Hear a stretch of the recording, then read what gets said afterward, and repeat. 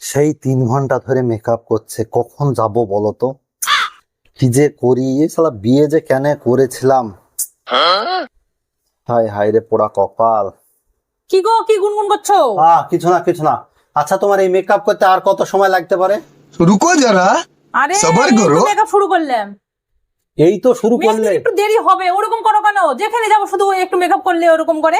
3 ঘন্টা পার হয়ে গেল, তুমি মেকআপ নিয়ে বসেছো, এখন পর্যন্ত আর বলছো একটু।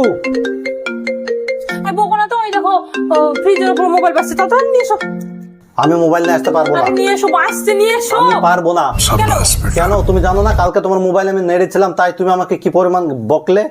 হ্যাঁ, আর আমি কসম খেয়েছি যে তোমার মোবাইল আমি নাড়বো না, আমি হাত দিয়ে কোনোদিন টাচ করবো না, জীবনে টাচ তুমি করবো নিয়ে না। আসবে কি আসবে না তাই বলো। না, আমি পারবো না। নিয়ে এসো বলছি, তাড়াতাড়ি বাবা রে, মেয়েদের কাছে নিয়ে আসবা। गुड बाय गया।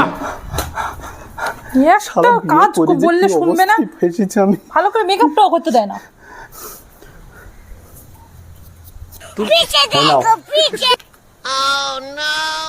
এইভাবে মোবাইল কেন নিয়ে এসছো তুমি? আমি বলেছি না তোমার মোবাইল আমি টাচ করবো না।